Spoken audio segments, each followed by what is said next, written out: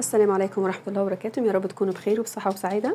النهارده هنقدم صدر فرخة بطريقة مختلفة عن الطريقة اللي قبل كده وهنشوفها دلوقتي مع بعض. أهم حاجة نقطع صدر الفرخة زي ما وريتكم في الفيديو الأولاني، إن احنا نقطعها بطريقة العرض، واللي مش عارف يرجع للفيديو الأول. ودي طريقة مختلفة عن الطريقة الأولى، والطريقة اللي تعجبكم تعملوها. هنا أنا مقطعة صدر الفرخة، هنحط عليهم البهارات، توم باودر وبصل باودر وبابريكا وفلفل أسود وملح، وهبهر بيهم الفراخ وهقلبهم شويه، وبعدين احط عليهم معلقه الخل، وبعدين اركنهم نص ساعه. دي اقل حاجه لتتبيله الفراخ. لو عايز تعملوهم من بالليل مفيش مشكله، هنقلبهم نص ساعه ونسيبهم زي ما انتم شايفين كده. اهم حاجه تقطعوا الفراخ بطريقه العرض، هتقطع معاكم كميه كبيره. وبعد كده هنركن الفراخ دلوقتي على جنب خلاص، وهنجهز بقى التكه الصغيره دي بقى. دي كورن فليكس هتجيبه من العطار.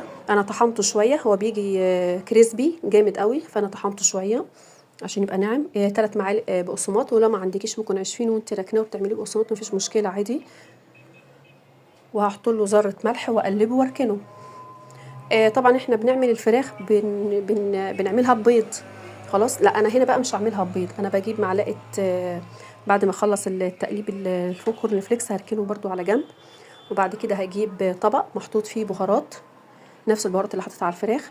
واحط معلقه نشا، معلقه نشا واحده كده، ومعلقه دقيق زي ما انتم شايفين، ومعلقه دقيق، وهقلبهم في البهارات.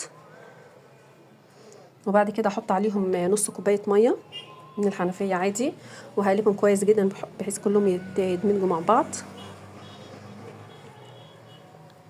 خلاص بعد ما قلبتهم كويس بقى، هي دي اللي هنزل فيها الفراخ، وبعد كده هنزلها في الكورن فليكس.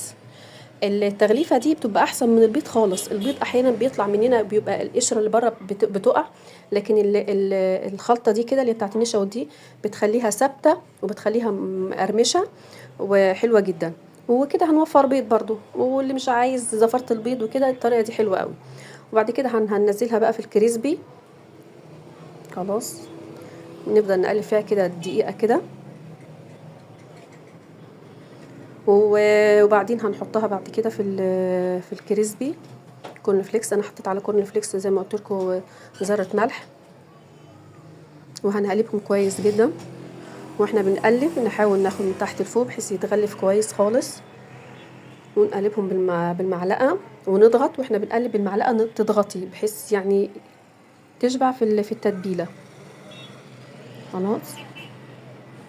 عايزه اقول لكم بعد كده صدر الفرخه هنعمل منه وجبات كتيره جدا جدا. يعني صدر الفرخه هيبقى معانا ليه قصص وروايات.